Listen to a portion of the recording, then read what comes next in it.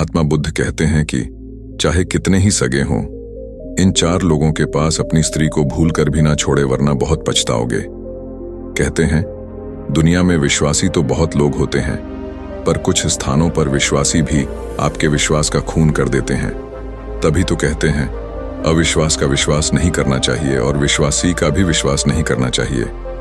अगर कोई व्यक्ति विश्वासी है तो उसकी बीच बीच में परीक्षा करते रहना चाहिए, लेकिन कुछ मामलों में विश्वासी पर भी विश्वास नहीं करना चाहिए। किन मामलों में? विश्वास पात्र पर भी विश्वास ना करें। आइए इस कहानी के माध्यम से समझते हैं। यह कहानी आपको बहुत सुंदर शिक्षा देकर जाएगी। इस कहानी की यह 2 बातें सदैव याद रखना आपके जीवन में बहुत काम देगी। और इस वीडियो को देखने के बाद आप चाहकर भी किसी व्यक्ति पर विश्वास या भरोसा नहीं करोगे। तो चलिए कहानी शुरू करते हैं। प्रिय दर्शकों, प्राचीन समय की बात है। किसी राज्य में महाराज वीर भोज राज करते थे। राजा भोज कुछ जिद्दी किस्म का राजा था। एक बार राजा भ्रमण करते करते जंगल में चले गए। जंगल में घूमते घूमते उनकी भेंट एक सन्यासी से होती है। वह सन्यासी एक पाखंडी था। राजा साधु संतों पर बहुत भरोसा करता था। उस साधु को देखकर राजा के मन में कुछ जिज्ञासा उठी। राजा ने सन्यासी को अपना परिचय दिया और पूछने लगा, हे साधु महाराज, आप बहुत पहुंचे हुए मालूम पड़ते हैं। मेरी रानी इस समय गर्भवती है। मैं जानना चाहता हूं कि उसकी कोख से पुत्र होगा या पुत्री। सन्यासी ने कहा, राजन, मैं यह तो नहीं जानता कि तुम्हारी रानी की कोख से पुत्र होगा या पुत्री, पर इतना जरूर कह सकता हूं कि अगर तुम्हारी रानी ने किसी पुत्री को जन्म दिया तो तुम्हारा सर्वनाश हो जाएगा। सन्यासी की यह बात सुनकर राजा बड़ा भयभीत हो गया। सोचने लगा कि अगर मेरी रानी ने किसी पुत्री को जन्म दे दिया तो मैं कहीं का नहीं रहूंगा। यही बात सोचकर राजा को बेटी के नाम से नफरत होने लगी। उसने अपनी रानी से आकर के यह बात कही कि हे रानी, भूल से भी हमारे घर में पुत्री का जन्म नहीं होना चाहिए। अगर हमारे घर में पुत्री पैदा हुई तो मैं तुम्हें जान से मरवा दूंगा और उस पुत्री को भी मार डालूंगा। राजा की यह बात सुनकर रानी डर गई। वो जानती थी कि राजा बड़ा ही जिद्दी किस्म का है। अगर पुत्री का जन्म हो गया तो वो उसे मरवा सकता है। अब तो रानी रोज भगवान से प्रार्थना करती थी कि हे परमात्मा, मुझे पुत्री मत देना, वरना राजा उसे जीवित नहीं छोड़ेंगे। दर्शक बंधुओं, भगवान की कृपा से महाराज वीर भोज की रानी ने सर्वप्रथम एक पुत्र को जन्म दिया। यह देखकर रानी और राजा बहुत प्रसन्न हुए। राजा तो इसीलिए प्रसन्न हुआ कि पुत्री ना हुई, किंतु रानी इसलिए प्रसन्न हुई कि अगर पुत्री होती तो कन्या हत्या का दोष लगता। मित्रों, कुछ समय बाद रानी ने फिर से गर्भ धारण किया। बच्ची का जब जन्म होने का समय आया, उसी दौरान राजा को किसी जरूरी काम से दूसरे राज्य में जाना पड़ गया और उसने लौटने में कई दिन लगने वाले थे। जाते जाते राजा अपनी रानी से कह गया, यदि तुम्हारी गर्भ से बेटी का जन्म हो तो उसे मरवा देना। मैं बेटी की सूरत नहीं देखना चाहता। इतना कहकर राजा तो चला गया और उसे अपने नगर लौटने में कई माह का समय लग गया।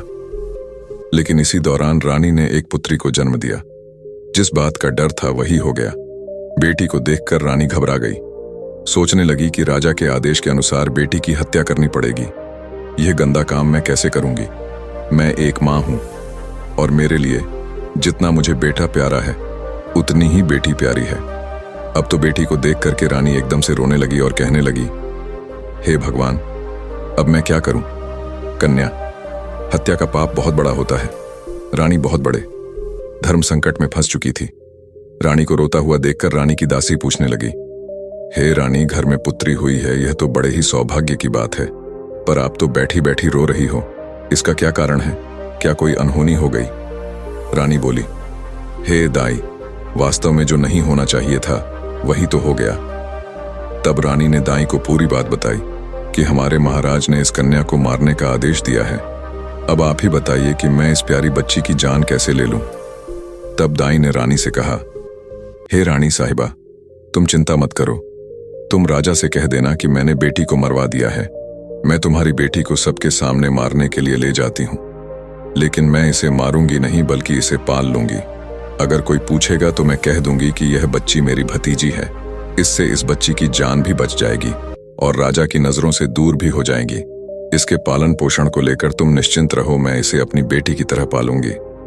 अब ये बात सुनकर रानी को बड़ी खुशी हुई। सोचने लगी कि यह बेटी भले ही मुझे देखने को ना मिले, लेकिन कम से कम वह जीवित तो बनी रहेगी।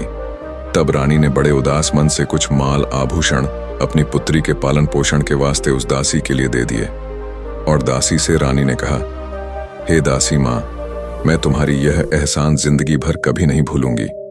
जब तुम्हारे लिए धन की जरूरत पड़ेगी तो मैं तुम्हें इससे भी अधिक धन दौलत दूंगी, लेकिन मेरी बेटी यह सच कभी खुलने मत देना। बंधुओं, इतना समझाने के बाद रानी ने अपनी उस बेटी को दासी के हवाले सौंप दिया और धीरे धीरे करके पूरे राज्य में और महल में ये खबर फैला दी कि दासी ने ले जाकर उस बच्ची को मार दिया और उसे जमीन में दफना दिया। दर्शक बंधुओं, इधर क्या हुआ, उस बेटी को ले जाने के बाद दासी ने उस बेटी को बहुत अच्छे ढंग से पालन पोषण करना शुरू कर दिया। मित्रों, जब कुछ दिनों के बाद राजा वीरभोज अपने राजमहल में लौटकर आया तो राजा के लिए भी यही बात बताई गई कि आपके जाने के बाद रानी ने एक बेटी को जन्म दिया था और उस बेटी को आपके आदेश के अनुसार मारने के बाद जमीन में दफन कर दिया। मित्रों, सुनकर यह राजा को बड़ी खुशी हुई। इधर दासी उस बच्ची को अपनी भतीजी बताकर पालने लगी और उस बच्ची को जब भी रानी को देखने की इच्छा होती थी तो वो उसे लेकर राजमहल में चली आती थी। उस बच्ची को देख करके रानी की ममता उमड़ने लगती। रानी चोरी चुपके उस बच्ची से प्यार कर लिया करती थी। किसी के पूछने पर दासी उसे अपने भाई की लड़की बताती थी। कन्या को देखकर रानी के लिए बड़ा सुकून मिलता था। वो जब तब उस दासी को धन वस्त्र आभूषण दे दिया करती थी।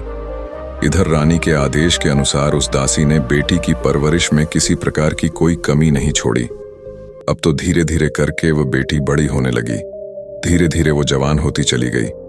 राजमहल में उसका पालन पोषण नहीं हुआ था, एक गरीब दासी के घर में हुआ था, पर फिर भी वो एक सुंदर राजकुमारी की तरह दिखती थी। धीरे धीरे वह सुंदर स्त्री से संपन्न हो गई। जब वह जवान हो गई तो दाई ने उसे राजमहल ले जाना बंद कर दिया। वह पूरे दिन दासी के घर में ही रहती थी।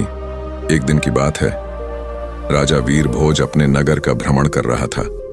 जब उसकी सवारी उस दासी के घर के सामने से होकर निकली तो वह कन्या अपने घर की छत पर खड़ी होकर स्नान करने के बाद अपने केसों को सुखा रही थी। रूपवती तो वो थी ही, उस समय तो और भी ज्यादा सुंदर प्रतीत हो रही थी। हाथी पर बैठे राजा वीरभोज की अचानक उस कन्या पर नजर चली गई। उस कन्या को देखकर राजा को बिजली जैसा झटका लगा, क्योंकि वह नवयोगना थी। राजा उसकी सुंदरता पर मोहित हो गया। राजा ने उसी समय अपने मंत्री से पूछा कि हे मंत्री, यह राजकुमारी जैसी दिखने वाली कन्या कौन है? मुझे तो उसके रूप ने घायल कर दिया है। अतिशीघ्र इसका पता लगाओ। मंत्री ने तुरंत पता लगाकर राजा को बताया, महाराज, यह कन्या एक बूढ़ी औरत की भतीजी है। मित्रों, रात भर राजा को नींद नहीं आई। बार बार उसी लड़की का चेहरा राजा की आंखों के सामने आ जाता था। सवेरा होते ही राजा ने मंत्री से कहा, मंत्री, वह लड़की बहुत सुंदर है। उसने मेरी रातों की नींद उड़ा दी। उसकी मोहनी मूरत मुझे बार बार परेशान करती है। उसके बिना तो अब मैं रह नहीं पाऊंगा। एक काम करो, कुछ लोगों को साथ ले जाकर आप उस बूढ़ी औरत के घर जाइए और उस लड़की के साथ मेरे विवाह की बात कीजिए। मित्रों, उसी दिन राजा के कहने पर राजा का मंत्री अपने कुछ सैनिकों को साथ लेकर उस लड़की का हाथ मांगने उस बूढ़ी औरत के घर जाता है और सारी बात उस दाई को बताता है कि हमारे राजा साहब आपकी बेटी से विवाह करना चाहते हैं। आपकी पुत्री को राजा साहब अपनी रानी बनाना चाहते हैं। मंत्री के मुख से ऐसे शब्दों को सुनने के बाद में दासी के एकदम से होश उड़ गए। दासी मन में सोचने लगी, हे भगवान, ये कैसा अनर्थ होने जा रहा है। आखिर अब मैं क्या करूं? ये कन्या तो उसी राजा की बेटी है और राजा इस बात को नहीं जानता है। मित्रों, उसी समय उस बूढ़ी माँ ने साफ इनकार करते हुए कहा, भाई, मैं एक गरीब स्त्री हूं। मेरी भतीजी राजा साहब के लायक नहीं है, इसलिए आप दोबारा इस रिश्ते को लेकर कभी मेरे घर मत आइए। मंत्री ने कहा, हे माँ, तुम कैसी मूर्ख स्त्री हो। राजा के साथ अपनी बेटी का विवाह करने से इनकार कर रही हो। तुझे तो अपना भाग्य समझना चाहिए कि राजा स्वयं तेरी बेटी से विवाह करने का इच्छुक है।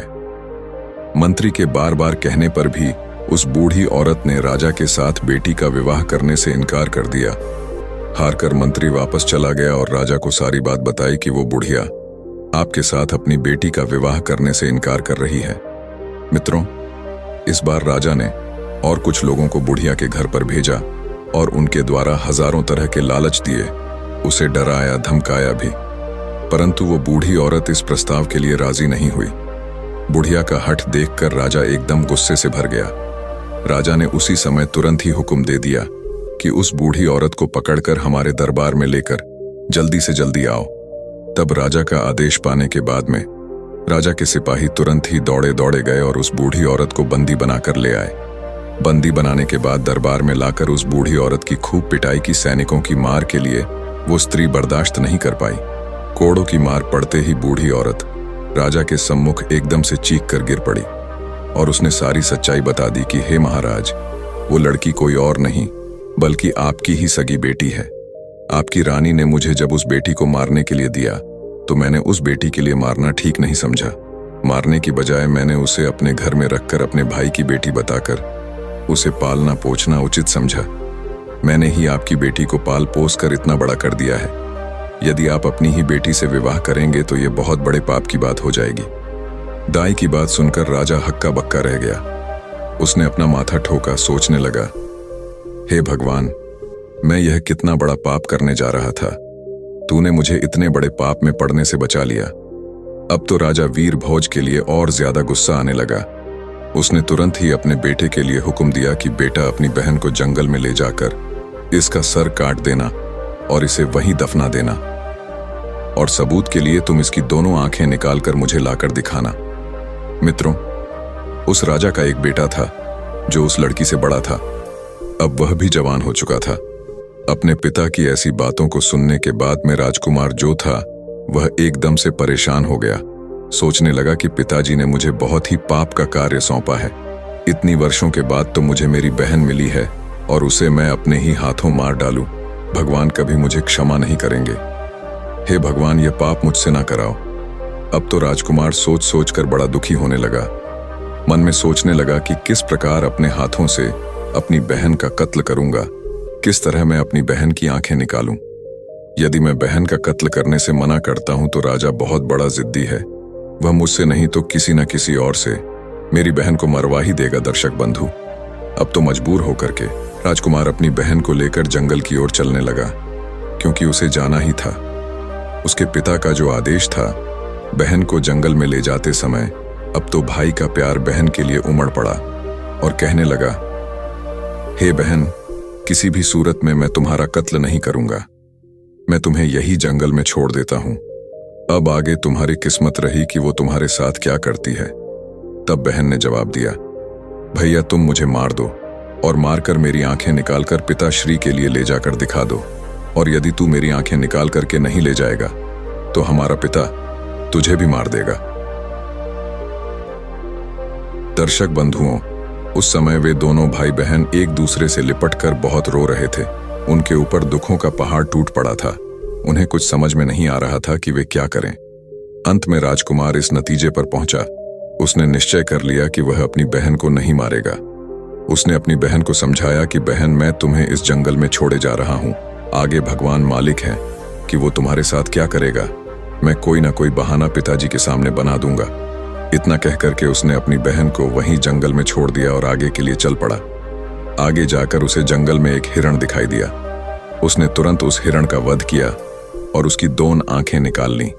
उसके बाद वह अपने पिता के सम्मुख पहुंचा और वही हिरण की दोनों आंखें दिखाते हुए कहा, पिताजी, मैंने बहन को मारकर एक नदी में फेंक दिया है। वे आंखें देख करके राजा को भी भरोसा हो गया कि वास्तव में मेरे पुत्र ने उस लड़की को मार दिया है। सुनकर राजा बड़ा प्रसन्न हुआ। इधर रानी ने अपने बेटे को अपने पास बुलाया और पूछा, बेटा, क्या तू सच में अपनी बहन को मार कर आया है? तब राजकुमार कहता है, हे माँ, मैं तुमसे झूठ नहीं बोलूंगा।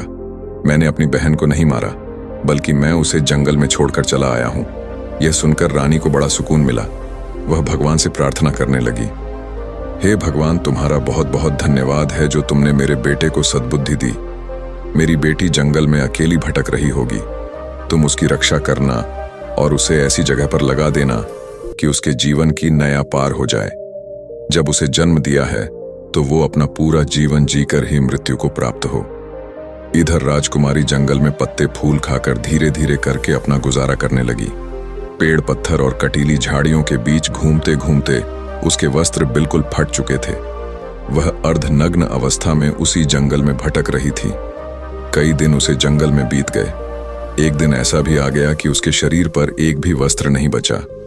वह वृक्षों से फल फूल खाकर अपना दिन गुजारती थी और घनी झाड़ियों के बीच छिपकर सो जाती थी। एक दिन उसी जंगल में एक दूसरे राज्य का राजा चंद्रभान शिकार खेलने के लिए आया। इधर राजकुमारी वृक्षों से फल तोड़कर खा रही थी। उधर उसके कानों में जैसे ही घोड़े की आवाज पहुंची तो राजकुमारी घनी झाड़ियों के बीच छिपकर बैठ गई। सहयोग से राजा इस वृक्ष के नीचे आकर विश्राम करने के लिए बैठ गया। अचानक राजा की नजर उन झाड़ियों के बीच गई। उसने देखा कि झाड़ियों के बीच कोई बैठा है। किसी मनुष्य की आकृति नजर आ रही थी। राजा ने फौरन आवाज लगाई, तुम कौन हो और इन झाड़ियों के बीच में क्या कर रहे हो? तुम जो भी हो फौरन बाहर निकल कर आओ, मैं तुम्हें विश्वास दिलाता हूं, मैं तुम्हें कोई हानि नहीं पहुंचाऊंगा। राजा की बात सुनकर लताओं के बीच से राजकुमारी ने आवाज दी, हे राहगीर, मैं एक दुखी लाचार स्त्री हूं। मेरे बदन पर वस्त्र नहीं है, मैं निर्वस्त्र हूं। यदि तुम कोई वस्त्र मुझे दे दो तो मैं उसे पहनकर बाहर आ जाऊंगी। किसी स्त्री की आवाज सुनकर राजा आश्चर्यचकित था कि इस जंगल के बीच में भला ये स्त्री क्या कर रही है। जरूर किसी दुख की मारी होगी। तब राजा ने जो चादर अपने गले में डाले था उसे झाड़ियों के बीच फेंक दिया और उसके बाद उस राजकुमारी ने अपने बदन के लिए उस चादर से अच्छी तरह से ढका और उसके बाद वो राजा चंद्रभान के सामने आई। मित्रों, इधर राजा ने जब उसकी सुंदरता को देखा तो वो उसे देखता ही रह गया। सोचने लगा, वाह, इतनी सुंदर स्त्री मैंने अपने जीवन में पहले कभी नहीं देखी है। किसने इसे जंगल में छोड़ दिया है? यह तो हमारी रानी बनने के योग्य है। तब राजा ने अपने बारे में राजकुमारी को बताया और बोला, हे सुंदरी, तुम जो भी हो उससे मुझे कुछ मतलब नहीं है। अब मैं तुम्हें अपनी रानी बनाना चाहता हूं। राजा की बात सुनने के बाद में वो राजकुमारी भी उसकी पत्नी बनने के लिए राजी हो जाती है। कहते हैं डूबते को तिनके का सहारा ही बहुत है। यहां तो फिर भी एक राजकुमार था जो उसे अपनी पत्नी बनाना चाहता था।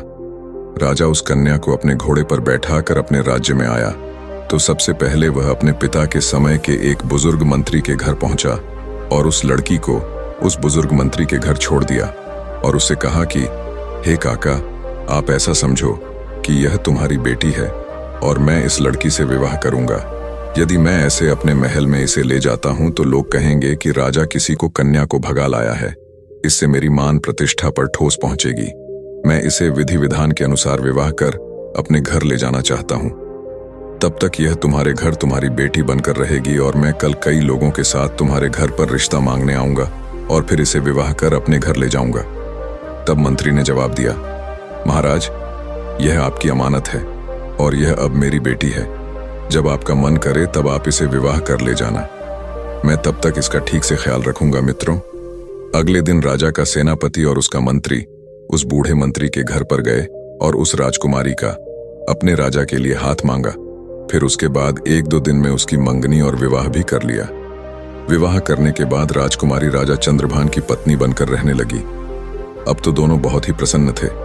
राजा सुंदर रानी पाकर खुश था और राजकुमारी घर और पति पाकर प्रसन्न थी। मित्रों, राजा चंद्रभान ने शादी के बाद भी अपनी पत्नी से कभी उसका परिचय नहीं पूछा। इसी प्रकार दोनों को एक साथ रहते रहते 2 वर्ष बीत गए। धीरे धीरे वो समय भी आ गया जब रानी ने पुत्र को जन्म दिया। अब तो राजा चंद्रभान और भी ज्यादा खुश हो गया। एक दिन राजा ने अपनी रानी से पूछा, हे प्रिय, अब हम दोनों एक पुत्र के माता पिता बन चुके हैं। हमारा संबंध अटूट हो गया है। अब तुम मुझे अपने कुल खानदान और अपने अतीत के बारे में समझाओ। तब राजकुमारी ने किसी प्रकार से उस बात के लिए टाल दिया। इसी प्रकार से कई वर्ष बीत गए। कुछ समय बाद रानी ने फिर एक पुत्र को जन्म दिया। तब राजा ने फिर से अपनी रानी से वही बात दोहराई। राजकुमारी अपने बीते कल की बातें अपने पति को नहीं बताना चाहती थी, लेकिन राजा ने उनका अतीत जानने की बहुत इच्छा जताई। रानी भी जानती थी कि राजा साहब उनसे बहुत प्रेम करते हैं। तब राजकुमारी ने राजा के पूछने पर अपने जीवन की सारी कहानी सच सच कह सुनाई। तब राजा ने राजकुमारी के मुख से ऐसी दुख भरी दास्तान सुनी तो उसकी भी आंखों में आंसू आ गए। राजा उसके पिता को धिक्कारने लगा। उसके बाद रानी से बोला कि हे रानी, अगर मैं तुम्हें तुम्हारे पिता से मिलाने ले चलूं तो क्या तुम मेरे साथ चलोगी? दर्शक बंधुओं, उस राजकुमारी ने अपने पिता से मिलने से इनकार कर दिया। राजा ने बहुत आग्रह किया कि तुम्हें एक बार अपने पिता से जरूर मिलना चाहिए। राजा के बार बार निवेदन करने पर रानी अपने पिता से मिलने को तैयार हो गई। अगले दिन राजा ने राजा वीर भोज के यहाँ जाने का निश्चय किया। रथ सजवाया गया, जाने की पूरी तैयारी हो गई। राजा के पास एक जरूरी काम आ गया। राजा को बहुत जरूरी अपने दूसरे शहर में जाना था, तो राजा ने अपने मंत्री और सेनापति से कह दिया कि तुम सेना की एक टुकड़ी लेकर रानी के साथ चले जाओ, मैं अपना काम निपटाकर वहीं पहुंच जाऊंगा। मित्रों, इस प्रकार राजा चंद्रभान ने अपने मंत्री और सैनिकों के साथ में अपनी रानी को राजा वीर भोज के राज्य को रवाना कर दिया। रानी को भली भांति समझा दिया कि अपने पिता के यहाँ जाकर तुम घबराना मत, मैं तुम्हारे पहुंचने से पहले तुम्हारे माता पिता के यहाँ पहुंच जाऊंगा। मित्रों, इधर राजा चंद्रभान का मंत्री और सेनापति को सेना को साथ लेकर राजकुमारी के साथ राजा वीर भोज के राज्य की तरफ चल पड़े।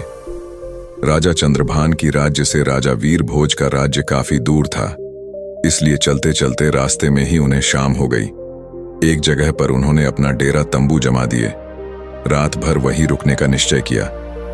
मित्रों, जहां पर राजकुमारी का डेरा लगाया गया था, उसी जगह पर मंत्री ने भी अपना डेरा लगा दिया। ठीक उसके बराबर में मंत्री का डेरा देख करके राजकुमारी ने जवाब दिया, हे मंत्री, क्या तुम जानते हो कि मैं एक राजा की बेटी हूं और एक राजा की पत्नी भी? तुम मेरे बराबर में ये डेरा क्यों लगवा रहे हो? तुम अपना डेरा ले जाकर कहीं दूसरी जगह लगाओ।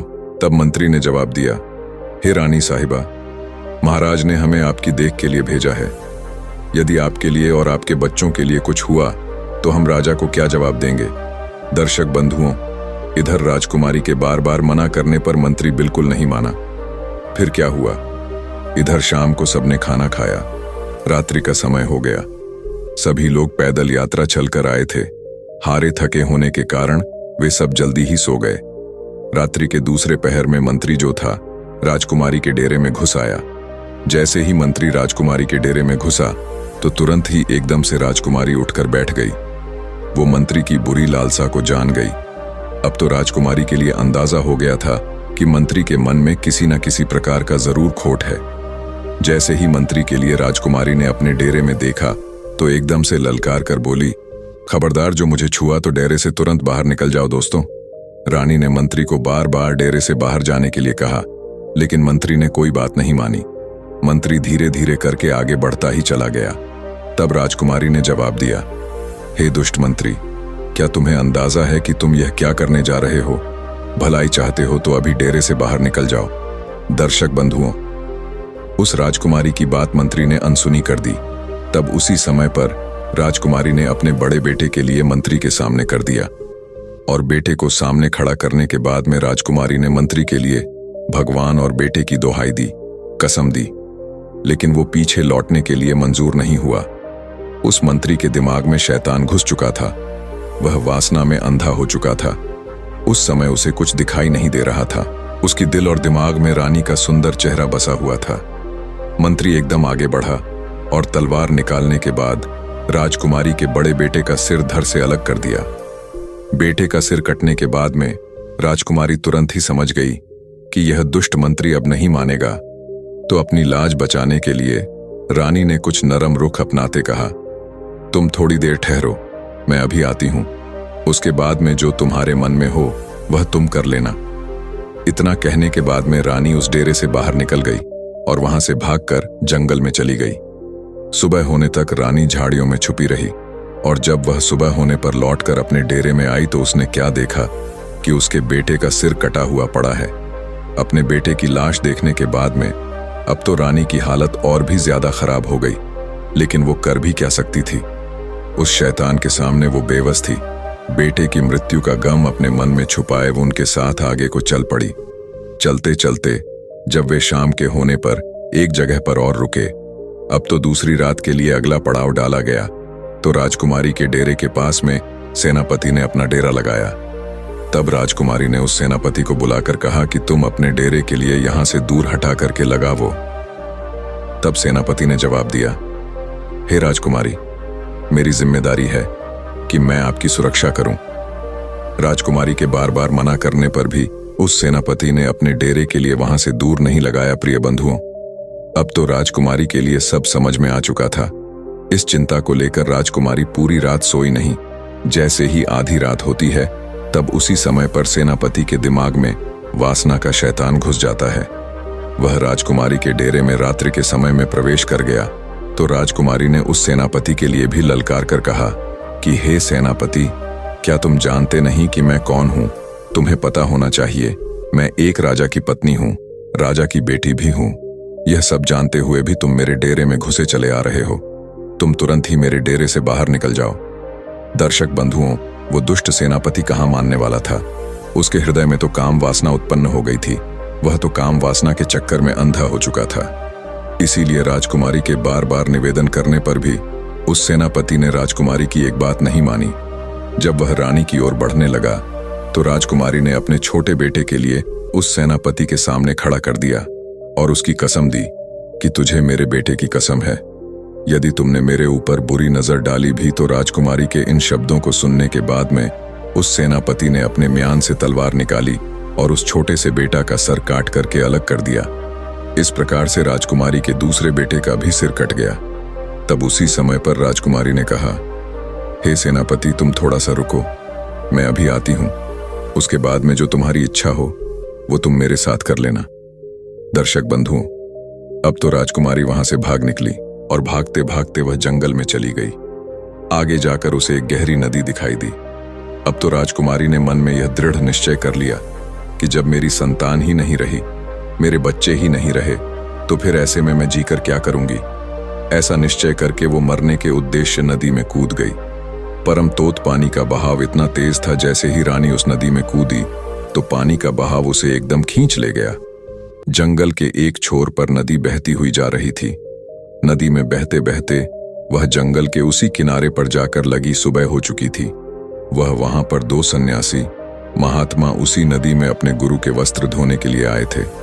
उसी समय उन सन्यासी महात्माओं ने देखा कि कोई औरत इस नदी में बहते हुए हमारी तरफ आ रही है, तो उन दोनों योगियों ने रानी को पकड़कर बाहर निकाल दिया। दर्शक बंधुओं, अब तो राजकुमारी के पैर तले जमीन खिसक गई।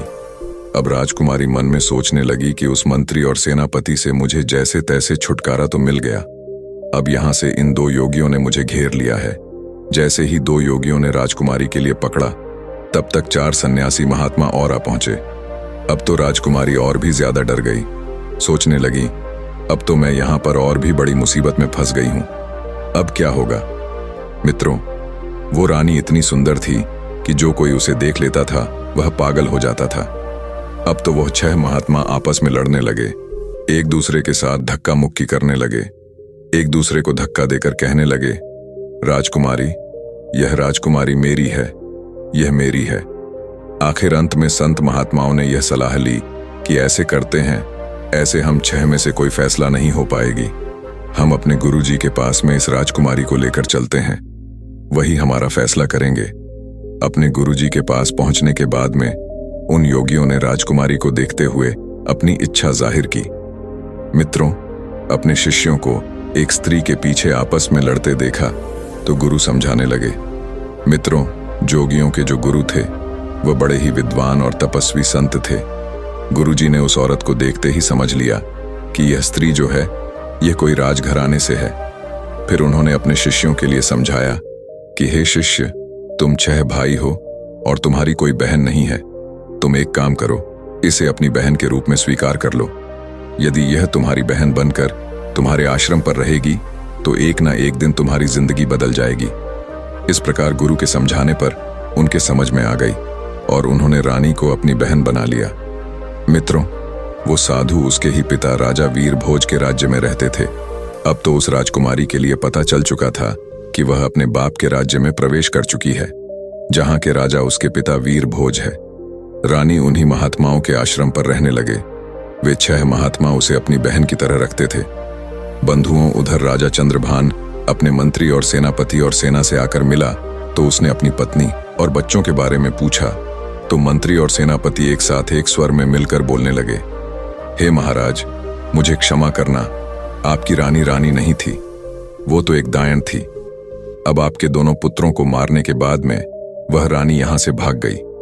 उन्होंने इस प्रकार से कहा कि राजा चंद्रभान को विश्वास हो गया सोचा कि अगर कोई झूठ बोलेगा तो एक बोलेगा, दूसरा क्यों बोलेगा। परंतु दोनों मंत्री और सेनापति ने झूठ बोला।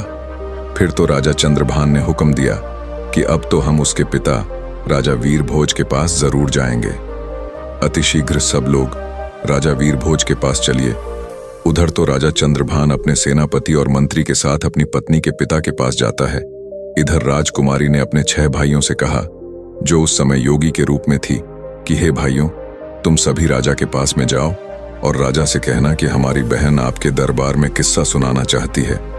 यदि राजा साहब किस्सा सुनना चाहो तो हम उन्हें दरबार में बुलाकर लाए, क्योंकि इधर राजकुमारी को पता था कि हमारे पिता के लिए किस्सा सुनना बहुत अच्छा लगता है। अब तो 6 योगी भिक्षा के बहाने राजा वीरभोज के दरबार में पहुंच गए। उन्होंने राजकुमारी के द्वारा ही बात राजा के सम्मुख जाकर के रखी। योगियों की बात सुनने के बाद राजा ने तुरंत ही उन्हें इजाजत दे दी और कहा, यदि हमें तुम्हारी बहन की कहानी पसंद आई, किस्सा पसंद आया, तो तुम्हारी बहन के लिए हम अपने महल में ही रख लेंगे किस्सा सुनाने के लिए। मित्रों, अगले दिन योगी अपनी बहन को लेकर राज दरबार में पधारे। उस समय राजकुमारी जोगियों के भेष में थी, इसलिए कोई पहचान नहीं पाया। जब उसने राज दरबार में किस्सा सुनाया तो सब लोग बड़े ध्यान से सुनने लगे। राजा को उस लड़की का किस्सा बहुत पसंद आया। अब तो राजा ने बहुत सारा इनाम दिया। उन जोगियों को तो इनाम देकर भेज दिया, लेकिन उस लड़की को किस्सा सुनाने के लिए अपने महलों में रख लिया। फिर पता नहीं उनके क्या समझ में आया। वे बीच रास्ते से ही लौट आए और राजा से बोले, हे महाराज, हम चाहते हैं कि आप हमारी बहन को हमारे ही साथ रहने दो। जब भी आपकी किस्सा सुनने की इच्छा होगी, हम उसे ले आया करेंगे, क्योंकि वो बचपन से ही हम लोगों के साथ में पली बड़ी है। राजसी सुखों से दूर रही है, जंगल में रह करके उसने जीवन काटा है, यहाँ पर अकेला महसूस करेगी। राजा ने उन योगियों की बात को समझा और उस लड़की को उनके साथ भेज दिया। अब तो वह रोज अपने भाइयों के साथ राजा के दरबार में किस्सा सुनाने आया करती थी।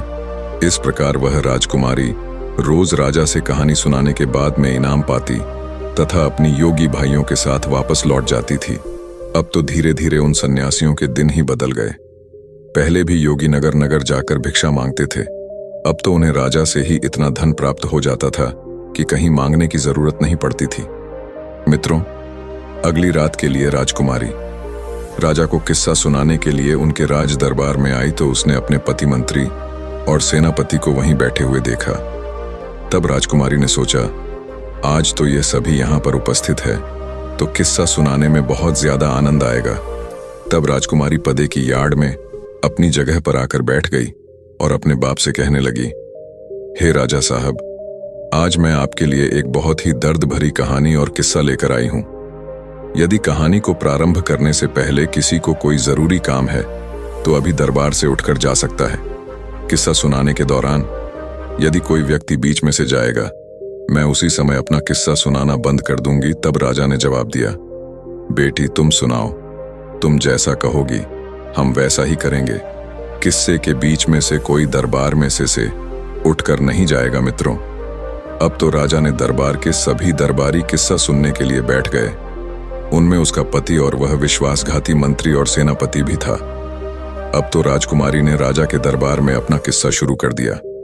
कहने लगी, हे सभा के लोगों, इस किस्से को ध्यान से सुनना। राजकुमारी सुनाने लगी कि किसी देश में एक राजा रहता था जो बड़ा ही जालिम राजा था। उस राजा के लिए अपनी पुत्रियों से बहुत ज्यादा नफरत थी।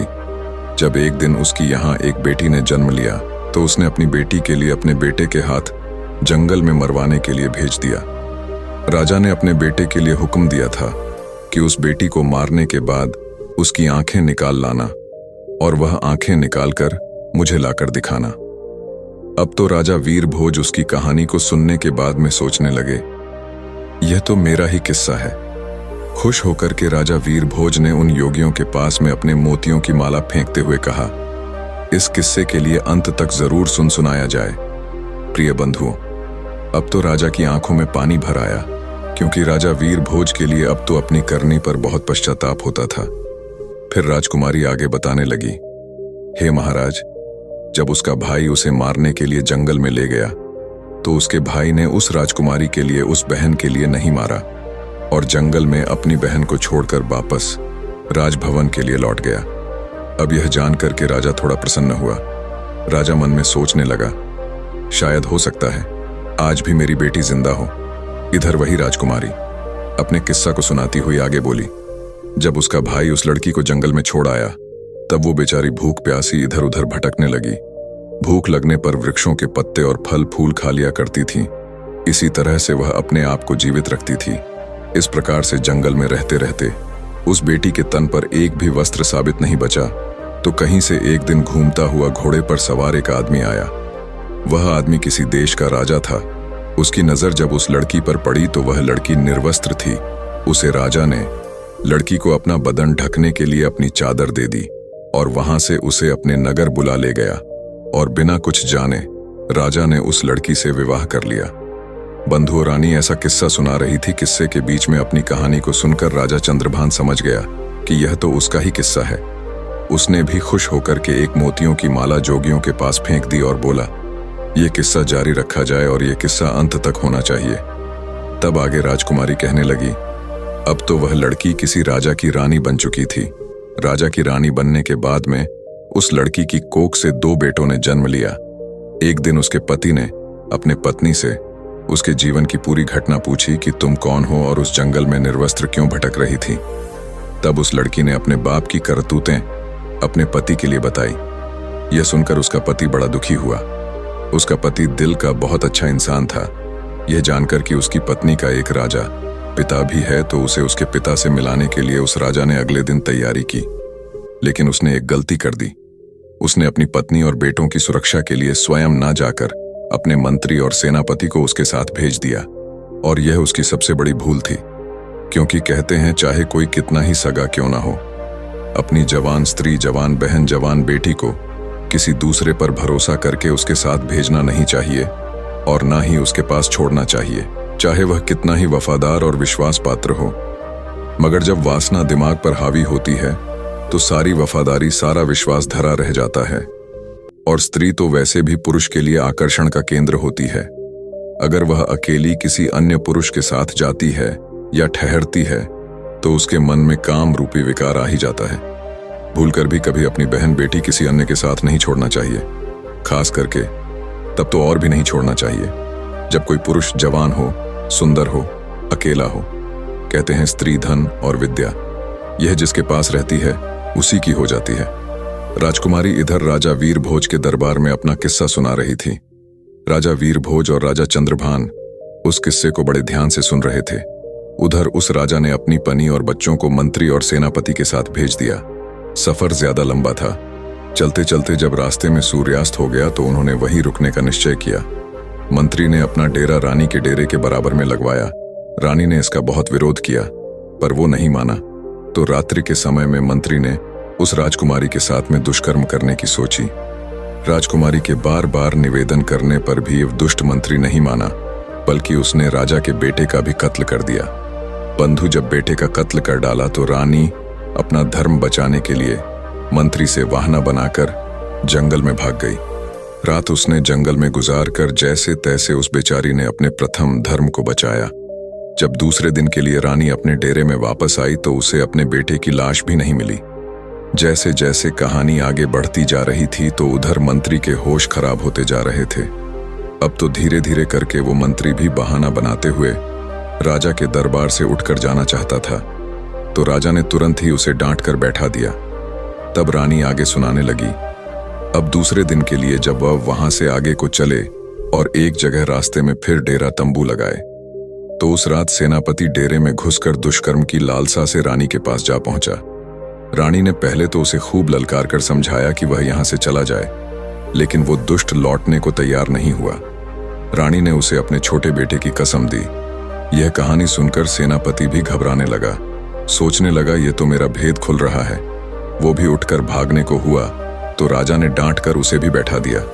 राजा चंद्रभान ने कहा, क्यों भाई, सच्चाई तुमसे सुनी नहीं जा रही क्या? सेनापति भी अपना मुंह लटकाकर चुपचाप बैठ गया।